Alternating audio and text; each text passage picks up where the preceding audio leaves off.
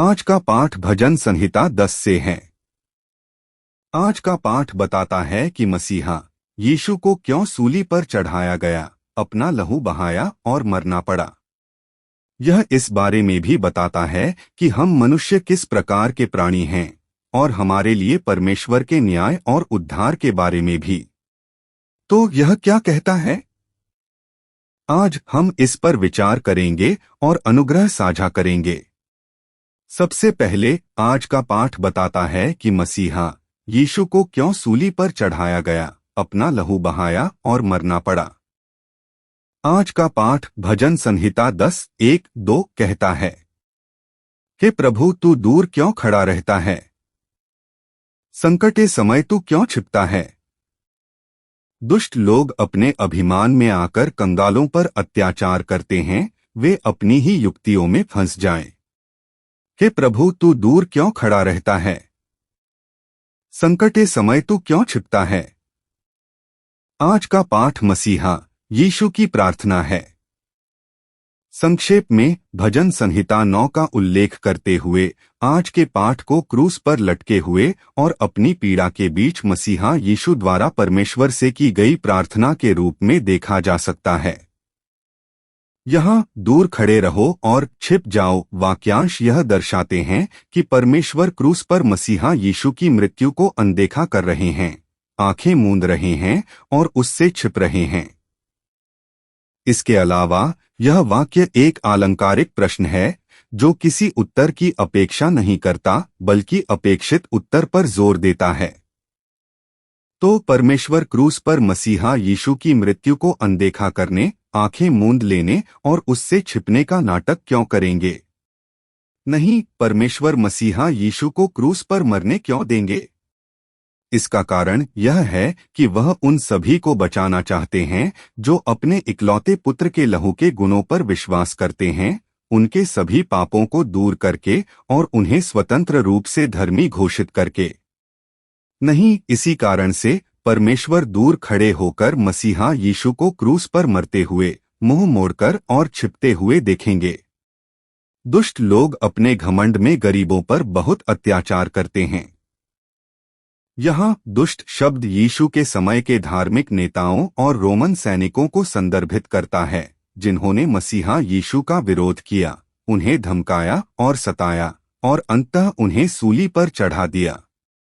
और यहाँ गरीब शब्द मसीहा यीशु को संदर्भित करता है। और यहाँ अत्याचार शब्द इंगित करता है कि ये शत्रु मसीहा यीशु को धमकाएंगे, सताएंगे और उनका विरोध करेंगे, ठीक वैसे ही जैसे जंगली जानवर अपने शिकार का पीछा करते हैं। दूसरे शब्दों में, जब मसीहा यीशु इस धरती पर आएंगे तो ये शत्रु मसीहा यीशु को पकड़ने और मारने के लिए तरह तरह की साजिशें रचेंगे और योजनाएं बनाएंगे।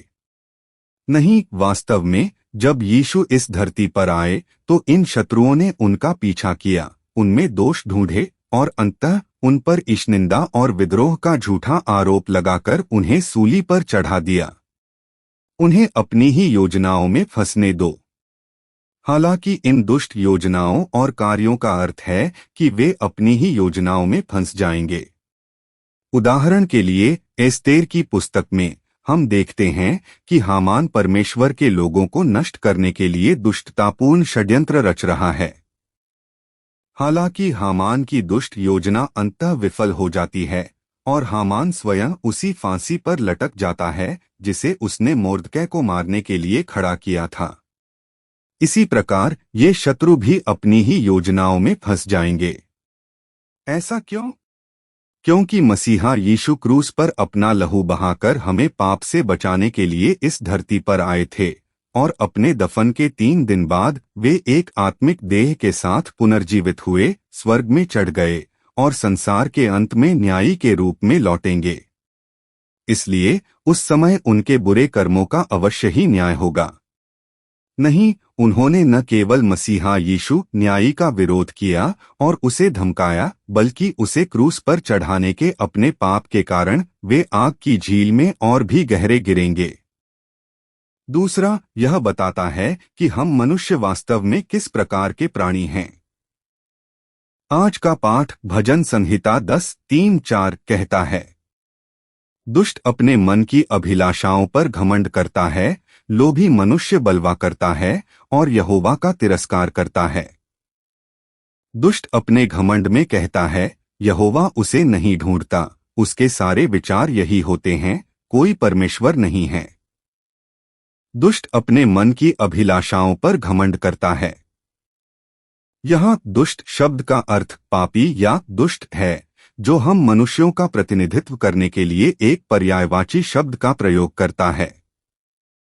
यहाँ इच्छा शब्द का अर्थ इच्छा या लालसा भी है। दूसरे शब्दों में हम मनुष्य दुष्ट पापी हैं, जो अपने भ्रष्ट और भ्रष्ट हृदय से उत्पन्न होने वाली इच्छाओं, अभिलाषाओं और लोभ का घमंड करते हैं और उनका गुणगान करते हैं। इसका क्या अर्थ है? जब मैं छोटा था, मुझे अपने गांव का एक बड़ा भाई याद है, जिसने एक अपराध किया, जेल गया और अपनी सजा काटने के बाद बाहर आया। बड़े भाई ने कहा कि जब वह जेल गए तो किसी ने भी अपने अपराध को स्वीकार नहीं किया। सब बस यही शेखी बघारते रहे कि वे दूसरों की बाड़ फांदने में कितने माहिर हैं, ताले खोलने में कितने कुशल हैं, लोगों को ठगने में कितने कुशल हैं, वगैरह वगैरह। उन्होंने कहा कि वह किसी अपराध के लिए जेल में नहीं थे, बल्कि सिर्फ इसलिए कि उनकी किस्मत अच्छी नहीं थी और वह बस अपनी शेखी बघार सकते थे। इस तरह हम इंसान यानी हम प्राकृतिक लोग न तो पाप क्या है, न ही यह जानते हैं कि यह कितना शर्मनाक और घिनौना है। हम दुष्ट लोगों की तरह जीते हैं, अपने भ्रष्ट और भ्रष्ट हृदयों की योजनाओं, छलकपट, इच्छाओं, लालच और व्यभिचार का बखान करते हैं। लोभी लोग प्रभु को धोखा देते हैं और उसका तिरस्कार करते हैं। यहाँ लोभी का अर्थ दूसरों की चीजों का लालच करने और उन्हें हड़पने वाला यानी लुटेरा या डाकू हो सकता है। इसे भी एक पर्यायवाची के रूप में देखा जा सकता है, जो हम इंसानों का प्रतिनिधित्व करता है। इसके अलावा यहाँ विश्वासघात शब्द का अर्थ शाप देना या निंदा करना है और तिरस्कार शब्द का अर्थ तिरस्कार करना या घृणा करना है। दूसरे शब्दों में हम मनुष्य दूसरों को लालच देने और लूटने में आनंद लेते हैं और हम परमेश्वर को कोसते, उसकी निंदा करते, उसका तिरस्कार करते और उसका तिरस्कार करते हुए जीने में आनंद लेते हैं। हम ऐसे दुष्ट प्राणी हैं जो लुटेरों की तरह जीते हैं, कहते हैं, ईश्वर कहाँ है? हे ईश्वर, ये क्या बकवास है? दुष्ट अपने घमंड में कहते हैं, प्रभु मुझे नहीं देखता, उनके सारे विचार यही होते हैं, ईश्वर नहीं है। इसके अलावा हम मनुष्य दुष्ट प्राणी हैं जो अहंकार से बोलते हैं। क्या ईश्वर हमारे सभी पापों को देखता और उनका न्याय करता है? तुम हंस रहे हो। अंतरिक्ष यान के इस युग में ईश्वर कैसे हो सकता है? हम कितने अहंकारी प्राणी हैं। इस प्रकार हम मनुष्य कभी भी ईश्वर के अस्तित्व पर विश्वास नहीं करते और हम उसे अनदेखा और तिरस्कृत करते हुए अपना जीवन जीते हैं। नहीं, हम दुष्ट प्राणी हैं जो अपने सभी विचारों, उद्देश्यों, इरादों, योजनाओं, शब्दों और कार्यों में ईश्वर से पूरी तरह रहित हैं। और हम मनुष्य किस प्रकार के प्राणी हैं? आज का पाठ भजन संहिता 10:5-6 कहता है, उसके मार्ग सदैव दृढ़ हैं, तेरे निर्णय उसकी दृष्टि की सीमा से परे ऊंचे हैं। वह अपने सब शत्रुओं को तुच्छ जानता है, वह अपने मन में कहता है, मैं न तो टलूंगा, न पीढ़ी दर पीढ़ी घबराऊंगा। उसके मार्ग सदैव दृढ़ हैं। यहाँ मार्ग शब्द का प्रयोग महिमामय राजसी बहुवचन के बहुवचन में किया गया है, जिसका अर्थ है महिमा का मार्ग। इसलिए यदि हम इसे पुनर्जीवित करें और इस पद का शाब्दिक अनुवाद करें तो हम कह सकते हैं, उसकी महिमा का मार्ग सदैव कष्टदायक है। यहाँ उसकी महिमा का मार्ग परमेश्वर के लोगों के पवित्र जीवन को संदर्भित करता है, जो परमेश्वर की सेवा और स्तुति में रहते हैं, या यूं कहें कि जो पाप से दूर होकर परमेश्वर के वचन का पालन करते हुए जीवन जीते हैं। दूसरे शब्दों में इसे उस स्वाभाविक मनुष्य का उपहास और उपहास माना जा सकता है जो परमेश्वर को नहीं जानता। क्या ईश्वर की सेवा में जीना ही महिमा का मार्ग है? तुम हंस रहे हो। दूसरे शब्दों में यह एक उपहास और उपहास है जिसमें कहा जाता है, अरे क्या ईश्वर की सेवा करने से तुम्हें खाना मिलता है? क्या तुम्हें शराब मिलती है? ऐसा जीने के लिए तुम्हें कितना जीना है? जीने का सबसे अच्छा तरीका है बस खाओ, पियो और आनंद लो। दूसरे शब्दों में, हालांकि आप ईसाई सोचते होंगे कि ईश्वर की सेवा और स्तुति करना महिमा का मार्ग है, लेकिन इसका तात्पर्य यह है कि हमारे लिए यह केवल मूर्खतापूर्ण, हास्यास्पद और तुच्छ है। साथ ही यह अंश यह भी कह रहा है कि ईश्वर की सेवा, स्तुति और महिमा का जीवन जीना और पाप से दूर रहकर और ईश्वर के वचन का पालन करते हुए जीवन जीना एक अत्यंत कष्टदायक और पीड़ादायक बात है। दूसरे शब्दों में, शराब से परहेज करना, भौतिक सुखों से दूर रहना और यात्रा करने के बजाय रविवार को चर्च जाना जीवन जीने का एक अत्यंत कष्टदायक और पीड़ादायक तरीका है।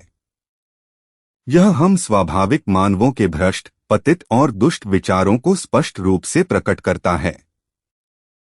तेरे न्याय इतने ऊंचे हैं कि मेरी आंखें उन्हें देख नहीं सकती। यहाँ तेरे न्याय वाक्यांश परमेश्वर के सिंहासन का प्रतीक है, जहाँ परमेश्वर शासन और न्याय करता है। दूसरे शब्दों में, परमेश्वर का सिंहासन इतना ऊंचा और इतना दूर है कि उसकी दृष्टि, उसकी आंखों की दृष्टि इस पूरे संसार तक नहीं पहुंच सकती। दूसरे शब्दों में, चाहे हम कितने भी बुरे कर्म या दुष्ट वचन करें, परमेश्वर उन्हें न तो देखेगा और न ही समझेगा। दूसरे शब्दों में, ये शब्द हमारी भ्रष्ट और पतित मानवता द्वारा परमेश्वर के उपहास और मजाक के साथ साथ उसके न्याय के प्रति हमारी अज्ञानता, उपेक्षा और तिरस्कार को दर्शाते हैं। वह अपने सभी शत्रुओं को तुच्छ जानता है। वह अपने मन में कहता है, मैं न तो विचलित होऊंगा, न ही पीढ़ी दर पीढ़ी मुझे कष्ट होगा। यहाँ घृणा शब्द का प्रयोग कई अनुवादों में उपहास करना या मजाक उड़ाना के अर्थ में किया गया है। संक्षेप में, हम मनुष्य दुष्ट प्राणी हैं जो हर किसी के प्रति शत्रुता व्यक्त करते हैं, अपना क्रोध प्रकट करते हैं, खींचते हैं और उनका मजाक उड़ाते हैं। नहीं, हमारे हृदय हमेशा दूसरों के प्रति क्रोध और शत्रुता से भरे रहते हैं। हम हर सांस में झूठ उगलते हैं और हम उपहास और मजाक में आनंदित होकर अपना जीवन जीते हैं। और फिर भी हम अभिमानी प्राणी हैं जो अपने हृदय में विश्वास करते हैं कि हम कभी नहीं डगमगाएंगे, कभी नष्ट नहीं होंगे, कभी परेशानी या दर्द का सामना नहीं करेंगे और हमेशा समृद्ध होंगे।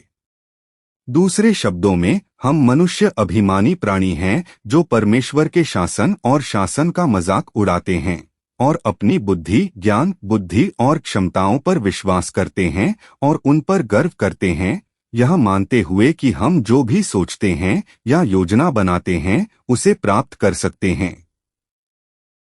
और हम मनुष्य किस प्रकार के प्राणी हैं? आज का पाठ भजन संहिता 10:7-11 कहता है, उनके मुंह शाप, छल और हिंसा से भरे हैं, उनकी जीभ के नीचे दुष्टता और अधर्म छिपा है। वे देहात के एकांत स्थानों में बैठते हैं, गुप्त स्थानों में वे निर्दोषों की हत्या करते हैं, उनकी आंखें बेसहारा लोगों पर नजर रखती हैं। जैसे सिंह अपनी मांद में दुबका रहता है, वैसे ही वह गुप्त स्थानों में घात लगाए बैठा है। जरूरतमंदों को पकड़ने की ताक में वह उन पर अपना जाल घसीटता है। वह झुकता है, गिरता है, उसकी हिंसा के कारण बेसहारा लोग ठोकर खाते हैं।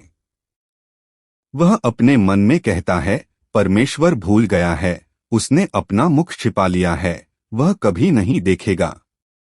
उनके मुंह शाप, छल और हिंसा से भरे हैं, उनकी जीभ के नीचे गंदगी और दुष्टता छिपा है।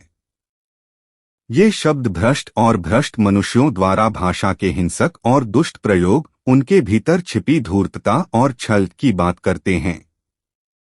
दूसरे शब्दों में हम इंसान इतने भ्रष्ट और पतित हैं कि जब हम बोलते हैं तो दूसरों के प्रति सम्मान या लिहाज से बात नहीं करते। इसके बजाय हम अपने दिलों में लालच, वासना और हर तरह के पाप को पालते हैं, हर तरह के जहरीले शब्द उगलते हैं। हम कितने दुष्ट प्राणी हैं। और तो और उनकी ज़बान के नीचे उन मीठे और गर्मजोशी भरे शब्दों में भी हम हर तरह की गंदगी और पाप छिपा पाते हैं। हम कितने दुष्ट प्राणी हैं। उदाहरण के लिए हम सोचते हैं, अरे मैं इस व्यक्ति को कैसे धोखा दे सकता हूं, मैं उनका पक्ष कैसे जीत सकता हूं और ज्यादा हासिल कर सकता हूं, और हर तरह की चापलूसी और छलकपट का सहारा लेते हैं। खैर, यही तो बात है। बात यह नहीं है कि हम दूसरे व्यक्ति का सच्चा सम्मान करते हैं या हम उनका सम्मान या सम्मान करते हैं। हम इंसान इतने भ्रष्ट और पतित हैं। वह देहात के एकांत स्थानों में बैठता है, गुप्त स्थानों में वह निर्दोषों की हत्या करता है, उसकी आंखें अकेले लोगों पर नजर रखती हैं। यह श्लोक एक पर्यायवाची है जो मानवता के बुरे कर्मों का प्रतिनिधित्व करता है। दूसरे शब्दों में यह एक उदाहरण है। यहाँ निर्दोष और अकेला शब्दों का प्रयोग एक दूसरे के स्थान पर किया गया है, जो गरीब और दुखी लोगों के लिए हैं, जिनके कोई भी गलत काम नहीं हुआ है। दूसरे शब्दों में हम इंसान डाकुओं के एक गिरोह की तरह हैं, जो सुनसान जगहों पर घात लगाए बैठे हैं और लूटने और मारने के लिए शिकार ढूंढ रहे हैं। आधुनिक शब्दों में यह उन वॉयस फिशिंग अपराधियों जैसा होगा। ये लोग खुद को राष्ट्रीय बजट से वित्त पोषित आम लोगों के लिए सहायता कोष के रूप में पेश करते हैं और हम उन्हें कर्ज से जूझ रहे लोगों तक अपनी पहुंच बढ़ाते हुए देखते हैं। उदाहरण के लिए वे लोगों को ऊंची ब्याज दरों से कम ब्याज दरों पर स्विच करने में मदद करने का वादा करके धोखा देते हैं, जबकि उनकी व्यक्तिगत क्रेडिट जानकारी चुराकर और कर्ज लेकर हम उन्हें संघर्षरत लोगों के खून पर जीते हुए देखते हैं।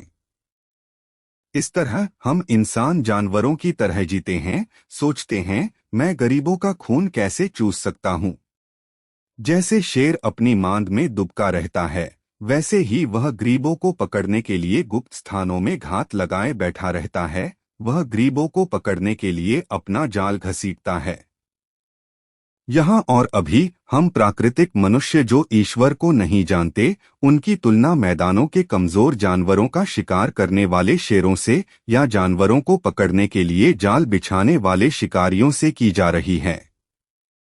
नहीं, हम मनुष्य जो ईश्वर को नहीं जानते और उनकी सेवा नहीं करते, वे मैदान के जानवरों से अलग नहीं हैं। यह सही है। जो जीवन ईश्वर को नहीं जानता, जो जीवन ईश्वर से अलग रहता है, वह मैदान के जानवरों से अलग नहीं है। नहीं, हम देख सकते हैं कि वे अपने विचारों और कार्यों दोनों में हर तरह के पाप करते हैं, जिनका वर्णन हम कर भी नहीं सकते। खैर, समलैंगिकता, अनाचार, धोखाधड़ी, हिंसा और यहाँ तक कि पैसों के लिए अपने माता पिता को चाकू मारकर मार डालना, हम आसानी से देख सकते हैं कि ऐसे लोग जो जानवरों से भी बदतर हैं, हमारे आसपास बहुतायत में हैं। इस प्रकार हम मनुष्य इतने भ्रष्ट और पतित हो गए हैं कि हमें अनंत मृत्यु नरक की अग्नि झील में जाने का भाग्य मिला है। मैंने मन ही मन कहा, परमेश्वर भूल गया है, उसने अपना मुख छिपा लिया है, वह उसे फिर कभी नहीं देखेगा। यहाँ भूल गया शब्द का अर्थ है भूल जाना या मुरझा जाना। इसका अर्थ है कि परमेश्वर घास के मुरझाने की तरह बूढ़ा हो गया है, उसका शरीर मुरझा गया है और उसकी शक्ति क्षीण हो गई है। इस कारण वह अब अपने शरीर को उठाने में असमर्थ है और अपना मुख छिपाकर बिस्तर पर पड़ा है। इसलिए यह परमेश्वर जो कुछ करता है उसके बारे में कुछ भी देख या जान नहीं सकता। दूसरे शब्दों में, चूंकि हम मनुष्य परमेश्वर के अस्तित्व या न्याय में विश्वास नहीं करते, इसलिए हम उसके प्रति गहरी उपेक्षा और तिरस्कार में जीते हैं। तीसरा, यह संसार के अंत में मानवता पर परमेश्वर के न्याय की बात करता है। आज का पाठ भजन 10-12-15 कहता है, हे प्रभु उठ, हे परमेश्वर अपना हाथ ऊपर उठा, दीन दुखियों को मत भूलना। दुष्ट लोग परमेश्वर का तिरस्कार क्यों करते हैं? वे अपने मन में कहते हैं, तू नहीं देखेगा, तूने देखा है। तू उत्पात और द्वेष को देखता है और अपने हाथ से बदला लेने को तैयार रहता है। दीन तुझ पर भरोसा रखते हैं, क्योंकि तू अनाथों का सहायक है। दुष्टों की भुजा तोड़ दे। दुष्टों की दुष्टता का पता तब तक लगाता रह जब तक वह मिट न जाए। हे प्रभु उठ, हे परमेश्वर अपना हाथ ऊपर उठा, दीन दुखियों को मत भूलना। फिर से ये शब्द मसीहा यीशु की प्रार्थना है। हालांकि इस अर्थ में कि मसीहा यीशु की प्रार्थना निश्चित रूप से पूरी और संपन्न होगी, इसे एक भविष्यवाणी के अधिक निकट कहा जा सकता है। यहाँ उठो और अपने हाथ ऊपर उठाओ शब्द संकेत करते हैं कि परमेश्वर अपने सिंहासन से उठेंगे और न्याय के लिए अपने हाथ ऊपर उठाएंगे। अर्थात जब इस संसार का अंत आएगा तो परमेश्वर अंततः अपने सिंहासन से उठेंगे और अपनी शक्ति से न्याय करेंगे। इसके अलावा यहाँ गरीब शब्द का अर्थ है हम परमेश्वर के वे लोग जिन्हें न्याय के समय परमेश्वर की सहायता की नितांत आवश्यकता है, जो उसके एकलौते पुत्र यीशु मसीह के लहू के गुणों में विश्वास करते हैं। अर्थात न्याय के समय परमेश्वर के वे लोग जो उसके एकलौते पुत्र यीशु मसीह के लहू के गुणों में विश्वास करते हैं, कभी नहीं भूलेंगे। नहीं, वह हमें कभी नजरअंदाज नहीं करेंगे या हमसे मुंह नहीं मोड़ेंगे। दुष्ट लोग परमेश्वर का तिरस्कार क्यों करते हैं और अपने मन में कहते हैं, तू नहीं देखेगा?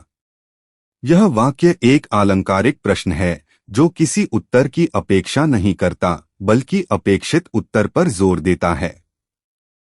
यह वाक्य एक पर्यायवाची हमें श्लोक 3 से 5 का प्रतिनिधित्व करता है और उनकी याद दिलाता है। अर्थात जैसा कि हम पहले देख चुके हैं, हम मनुष्य ईश्वर के अस्तित्व को नकारते हैं और अज्ञानता और तिरस्कार में जीते हैं। अर्थात हम ईश्वर के अस्तित्व और कार्य में विश्वास नहीं करते, उनके न्याय में विश्वास नहीं करते और सभी प्रकार के पाप करते हुए जीते हैं।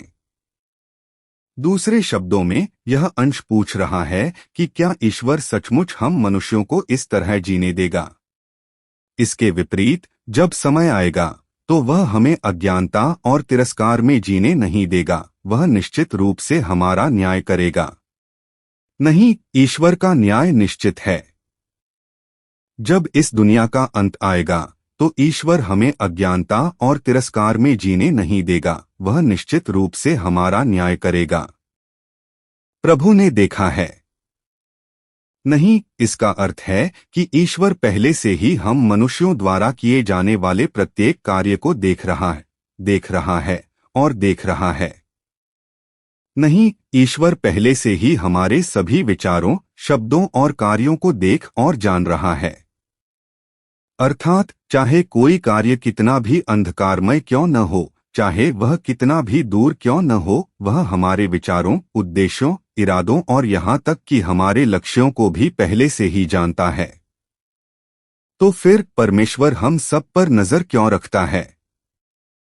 तू उत्पात और क्रोध को देखता है और तू अपने हाथ से बदला लेगा, गरीब तुझ पर भरोसा करता है। इस वाक्य के आरंभ में इब्रानी संयोजन की आता है, जो बताता है कि परमेश्वर हमारे सभी कार्यों पर नजर क्यों रखता है और उनका निरीक्षण क्यों करता है। यहाँ तू अपने हाथ से बदला लेगा न्याय के उस समय को संदर्भित करता है जब परमेश्वर अपनी शक्ति से न्याय करेगा। दूसरे शब्दों में, परमेश्वर हम मनुष्यों द्वारा की जाने वाली सभी उत्पात और क्रोध को इसलिए देखता है ताकि न्याय के समय वह हमारे कार्यों के अनुसार हमारा न्याय कर सके। यहाँ अकेले लोग तुझ पर भरोसा करते हैं। वाक्यांश का शाब्दिक अनुवाद गरीब अपने आप को तेरे हवाले कर देंगे या दुर्भाग्यशाली अपने आप को तेरे हवाले कर देंगे हो सकता है। बेशक यहाँ गरीब या दुर्भाग्यशाली शब्द हम इंसानों को दर्शाता है जो न्याय के समय परमेश्वर की सहायता के बिना अनिवार्य रूप से आग की झील में गिर जाएंगे। नहीं, इसलिए हम इंसान न्याय के समय खुद को परमेश्वर के भरोसे छोड़ देंगे। आप पहले से ही अनाथ के सहायक हैं। नहीं, इसका मतलब है कि परमेश्वर ही अनाथ की मदद करता है। यहाँ अनाथ एक पर्यायवाची है जो हम इंसानों को दर्शाता है जो गरीब, दुर्भाग्यशाली, दुखी और कमजोर भी हैं। दूसरे शब्दों में यह हम इंसानों को दर्शाता है जिन्हें न्याय के समय परमेश्वर की सहायता की नितांत आवश्यकता है। एक तरह से हम अनाथों के समान हैं। दूसरे शब्दों में यह एक ऐसे इंसान को दर्शाता है जिसके पास न्याय के समय परमेश्वर द्वारा अपेक्षित धार्मिकता का एक कण भी नहीं है। पुराने कपड़ों की तरह वे फटे और घिसे हुए हैं। नहीं, केवल परमेश्वर द्वारा प्रदान की गई धार्मिकता ही न्याय से बच सकती है। नहीं, परमेश्वर ही ऐसे लोगों की मदद करने वाला पहले से ही है। दूसरे शब्दों में परमेश्वर ने ऐसे लोगों की सहायता के लिए अनादिकाल से ही उद्धार की एक योजना स्थापित कर रखी है और वह उसे साकार करने के लिए तत्परता से कार्य कर रहा है। इसलिए उद्धार की इस योजना के अनुसार परमेश्वर अपने इकलौते पुत्र को इस संसार में भेजेगा जो क्रूस पर अपना लहू बहाएगा और अपनी जान देगा। दुष्टों की भुजा तोड़ दो, दुष्टों को तब तक ढूंढते रहो जब तक वे मिट न जाएं। यहाँ दुष्टों की भुजा उन सभी चीजों को संदर्भित करती है जिन पर अविश्वासी लोग गर्व करते हैं और जिन पर भरोसा करते हैं, जो न तो परमेश्वर के अस्तित्व में विश्वास करते हैं और न ही उसके भेजे हुए इकलौते पुत्र के लहू के गुणों में। अर्थात यह उन सभी चीजों को संदर्भित करता है जिन पर दुष्ट लोग गर्व करते हैं और जिनकी बड़ाई करते हैं, उनका धन, प्रसिद्धि, लोकप्रियता, विचार, विद्वता और वैज्ञानिक ज्ञान।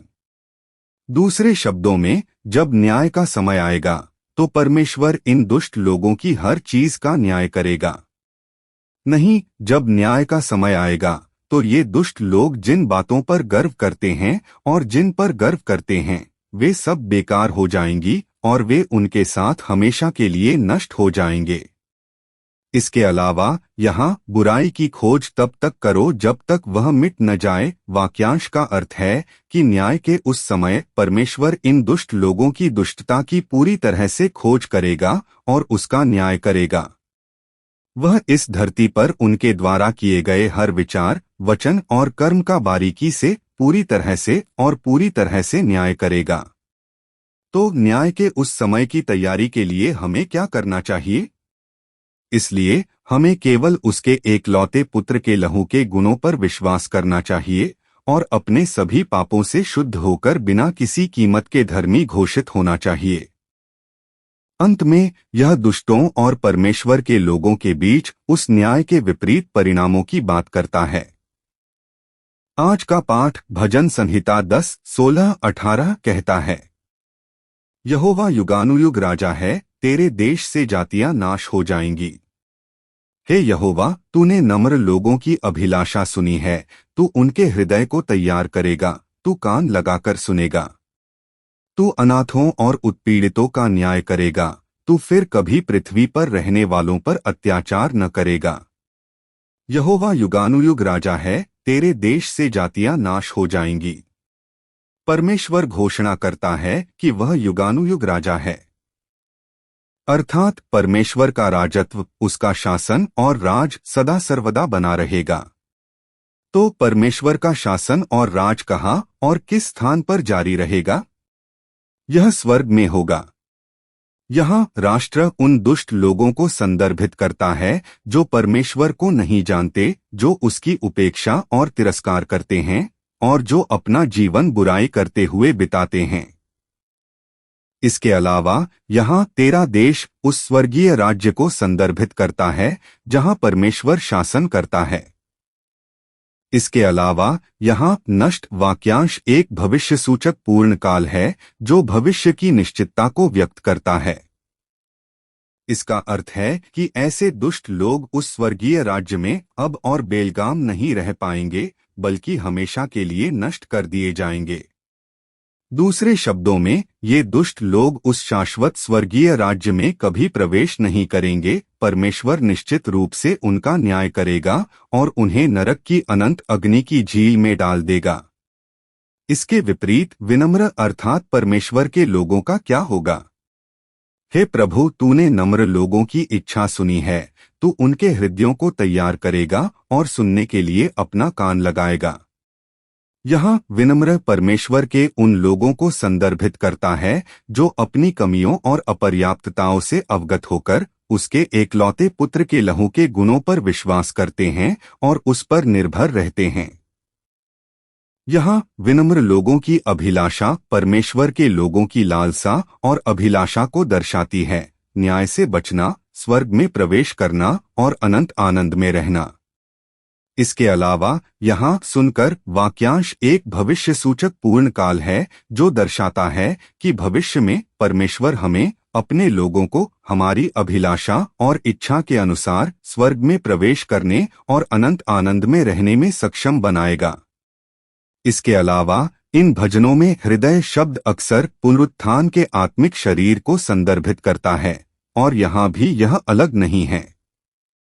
अर्थात जब वह दिन आएगा तो परमेश्वर न केवल हमें पुनरुत्थान के आत्मिक शरीर से सुसज्जित करेगा जो उसने अपने लोगों के लिए तैयार किया है, बल्कि वह हमारी सभी प्रार्थनाओं को सुनेगा और उनका उत्तर भी देगा।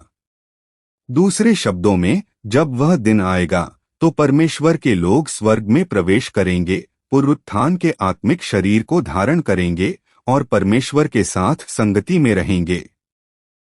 तू अनाथों और उत्पीड़ितों का न्याय करेगा ताकि संसार के लोग उन्हें फिर कभी धमका न सकें।